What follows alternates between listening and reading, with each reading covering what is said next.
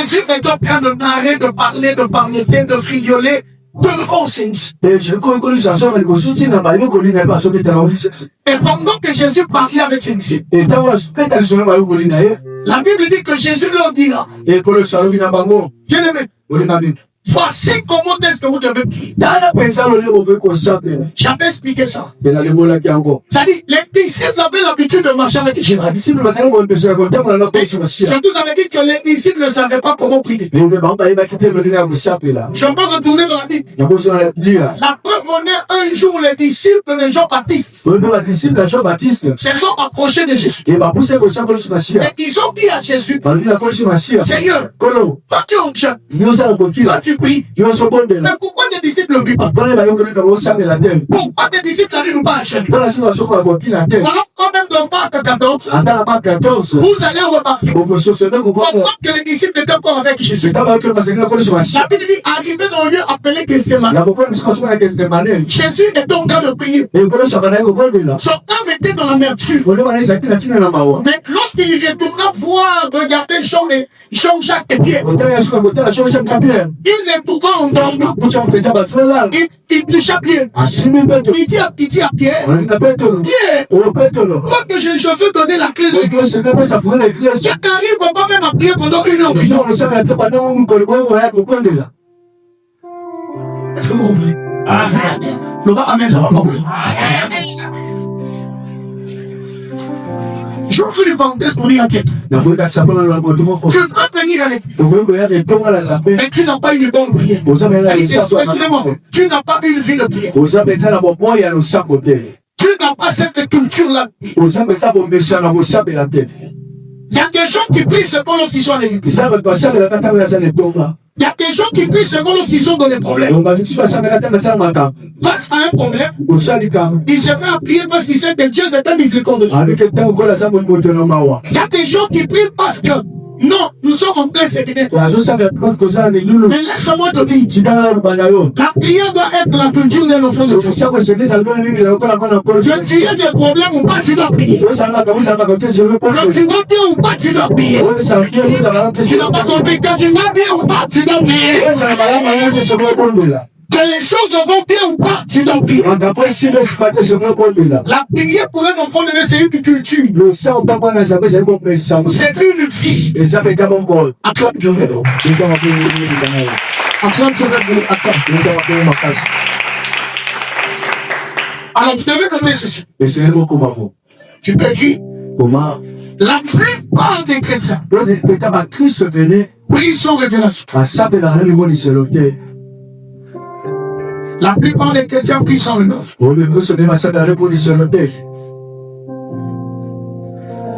Voilà pourquoi il y a certains problèmes qui persistent dans l'œuvre. Je dis bien, la plupart des chrétiens prient sans révélation. Voilà pourquoi il y a certains problèmes qui persistent dans l'œuvre. J'en comprends une audition. La plupart des chrétiens prient sans révélation. Voilà pourquoi il y a certains problèmes qui persistent. Bien-aimé, il y a des situations qui devaient avoir des solutions il y a longtemps. Il y a des situations que Dieu pouvait nous accorder des solutions aux situations il y a longtemps. Amen. Amen. Amen.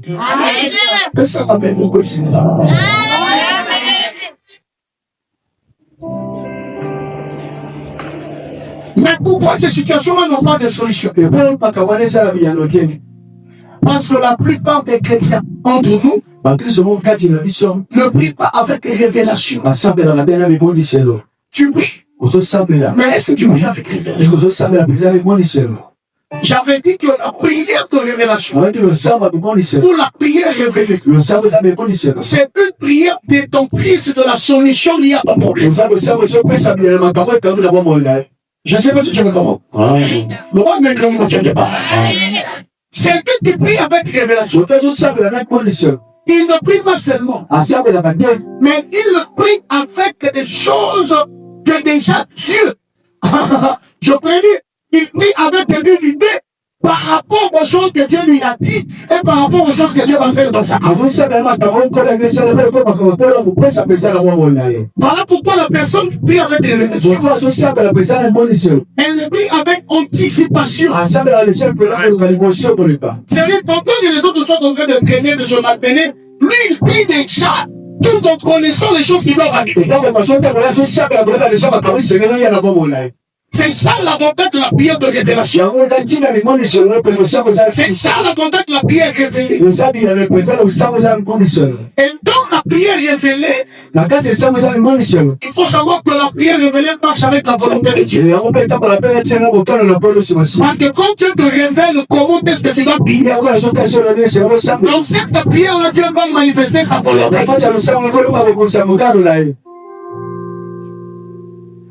Est-ce que nous parlons de ça? Amen. Dis Amen. Amen. La plupart des chrétiens prient. Mais les chrétiens prient sans révélation. Je donne l'exemple, vous allez chez un féticheur. Vous avez un problème de la tête, un problème de maux de ventre, un problème de la maladie. Vous allez remarquer une chose. Le féticheur ne va pas seulement vous donner des produits. Il ne va pas seulement vous donner des fétiches. Mais il vous dira ceci. Allons consulter les esprits. Et nous ferons ce que les esprits nous diront. Est-ce que vous n'avez pas une idée? Ça dit, la formule magique qui doit appliquer, c'est une formule qui doit être révélée par les esprits. Cela veut dire quoi? Si ton problème veut avoir une solution, le féticheur doit d'abord avoir la révélation liée à ses esprits. Et dans le temps chrétien, quand tu as un problème, on ne sait pas de beaucoup prier. Tu dois avoir l'habitude de demander à Dieu. Seigneur, révèle-moi la sorte de prière, quelle sorte de prière que je dois faire pour que mon problème puisse avoir une solution. Seigneur, révèle-moi quelle sorte de prière que je dois appliquer. Quelle sorte de prière que je dois faire. Afin que mes enfants ne puissent plus être utilisés par les diables. Afin que mon foyer ne puisse pas être détruit. Afin que mon avenir soit préservé. Afin que mon époux ne soit pas touché par l'ennemi. Afin que ma vie devienne stable. C'est le bon pour moi la formule dont je dois appliquer afin que cela arrive. Est-ce que vous comprenez? C'est ça qui est arrivé. Écoutez, il n'y a pas une situation qui dure éternellement. C'est pour la sécurité. Il n'y a pas une situation qui dure éternellement. Est-ce que je parle à quelqu'un? Mais il y a des prières qui peuvent rester dans la et te regarder, même dans le plan de ta destinée, et te forcer tu dors parce que tu n'as pas été élevé. Et ça, on a même dit devant la recherche, pas pour ça. Pas pour ça, on va aller dans ça. À tout niveau. Au moment de ça, on met la fatigue. À tout niveau, t'as la démotivé le passé. T'as la même fois, au moment de ça, on dit. Bandoli, les gens qu'on met au clan pour nous fier. Ah. Je vais extrapoler. En disant ceci. Il y a certaines prières lorsque nous le faisons. Nous le faisons par le fond. Sans savoir, sans se rendre compte des choses qui vont arriver derrière cette prière.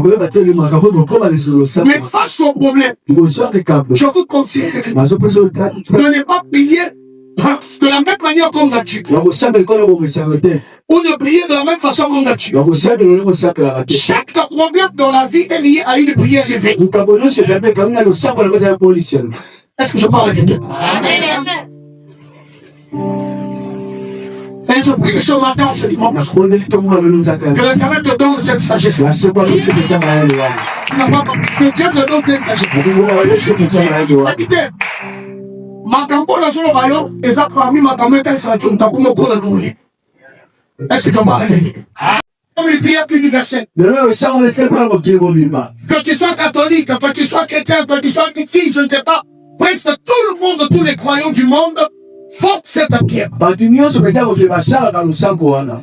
Donc Jésus a compté à ses disciples Comment est-ce qu'il devait prier? Comment est-ce qu'il devait intercéder? Comment est-ce qu'il devait évoquer Dieu? Les choses spirituelles, ça s'apprend. Même pour Dieu prier, on doit te montrer comment tu sais.